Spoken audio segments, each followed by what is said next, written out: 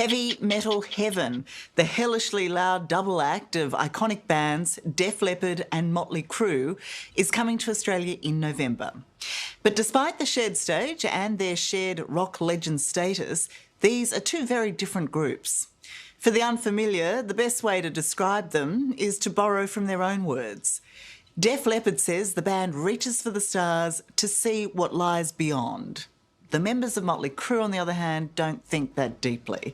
Rather, they're aiming to be the most cretinous band on the planet. Together, though, the two groups are proving making a big racket makes big money.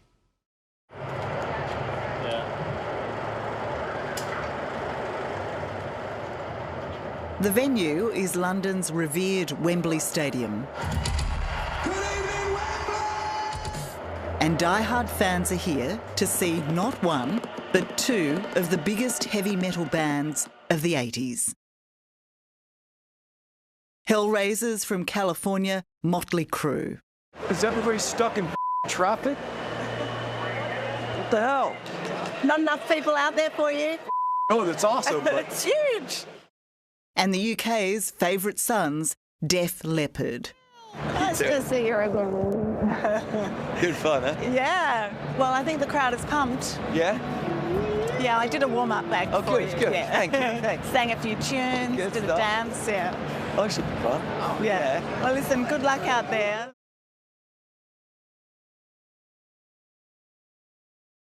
Def Leppard has been going strong for 46 years. Mötley Crüe for 42. But despite a love of making noise and sharing the stage on a world tour, they're two very different bands.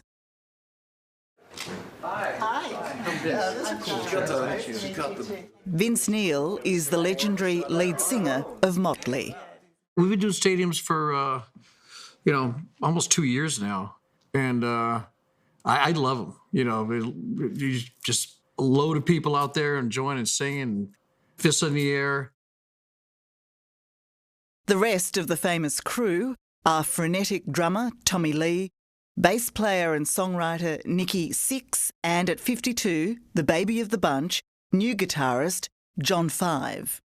I'm thinking I'm going to wake up the next morning and go, God, I had this crazy dream. I was in Mötley Crüe and writing music and playing Wembley Stadium and all this stuff. Man, it was a crazy dream. Get back to work. Oh, okay. Oh, sorry. Get back to work. We were rehearsing, and in between songs, John looks at me and he goes, "Am I here?" That was amazing. Yeah. In their heyday, Mötley Crüe did all they could to live up to their name. Offstage, these Americans took drugs, sex and rock and roll to a whole new level. On stage, they were just as crazy. Was the ambition to shock, to get attention? Was that how you approached it?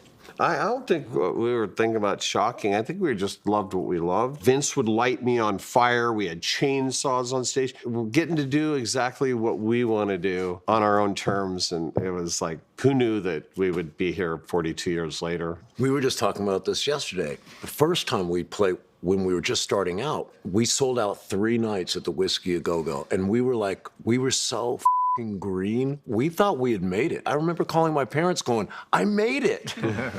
It's true. We didn't make shit.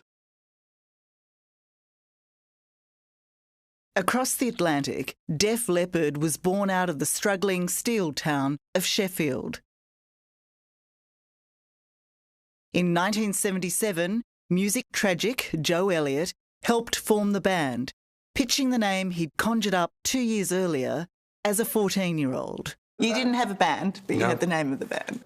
It was like it was all kind of predestined. The guys came to my mum and dad's house. We all got on. What about a name? Boom.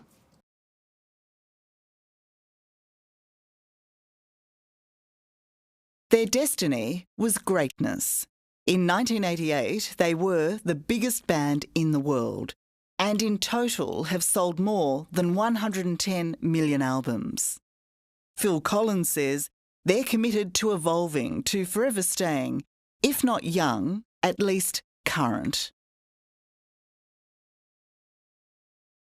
Do you miss the looseness, though, of the 80s? I don't. There's a big cop-out, especially in rock and roll, that, hey, yeah, man, it's loose and this, da-da-da.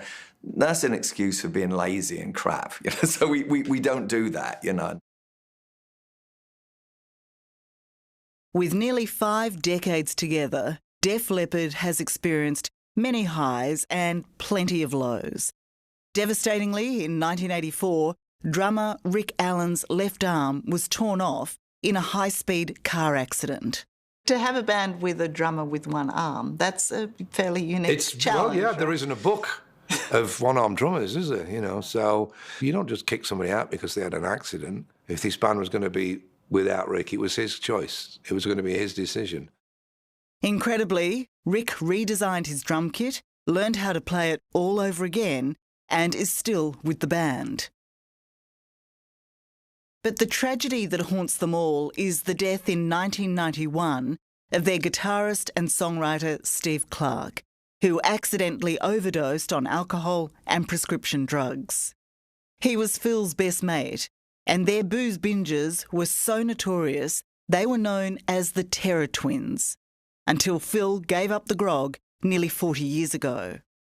What made you stop drinking? I started blacking out and woke up with another earring, didn't remember any of it, woke up with a Rolex watch. It's like, whoa, where's that from? It got just out of control and I was like, whoa, and I was able to pull it back, thank God. And unfortunately, Steve couldn't. What led to the excess for you? Is it just that it was all on offer? Or is it a personality thing or an addiction? I think it's like the slow boiling frog. You don't realise that you're boiling until you're like, until you're boiling, you know what I mean? And as you get older, you kind of understand what the pitfalls are and what can drag you down potentially. So you kind of avoid the icebergs, you know, you navigate around it. For Mötley Crüe, not always so. Unashamedly on a collision course with anything and everything, as you'll see, Mötley is not just the bad boys of rock and roll, but the dark side of decadence. Do you think if you were starting out today that you would make it as Mötley Crüe? I think we get cancelled. We would definitely get you cancelled. I think we're good. Everybody hanging on? Precious cargo, honey. It's all right, it's only the band. Yeah, precious cargo. All 5 of us on one thing. Backstage at Wembley Stadium with Def Leppard and their families, and there are plenty of laughs. We go down together. The average age of the band may be nearly 62, but they remain committed to youthful silliness. And don't go down on the ramp of promises or you'll fall down a big hole. Hey, hey, hey.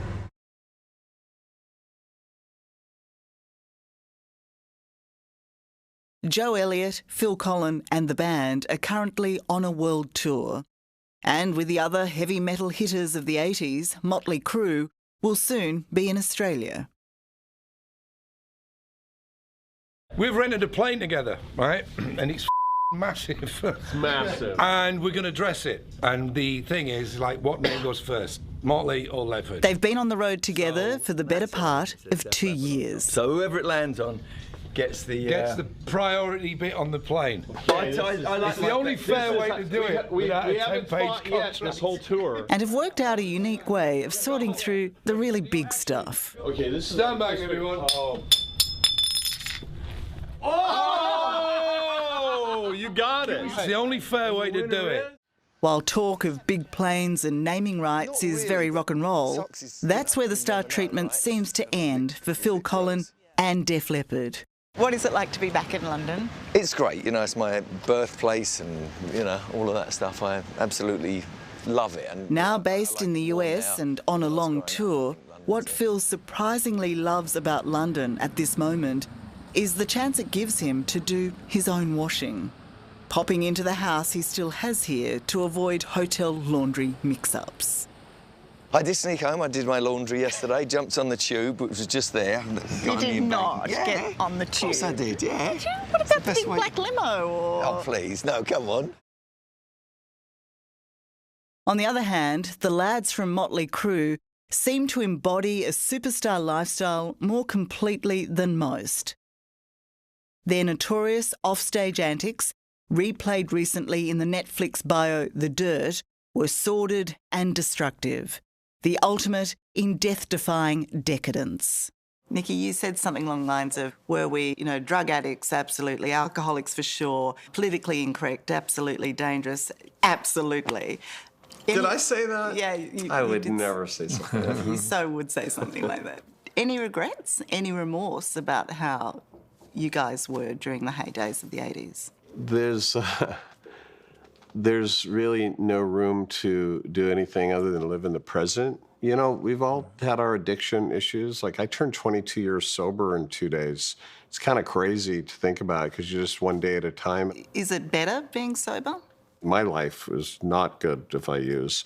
Probably Vince's life is better than I don't use to, because I'd be trying to burn down his house or something. But you know what? We've had each other's backs through everything. 3 of us have been to jail.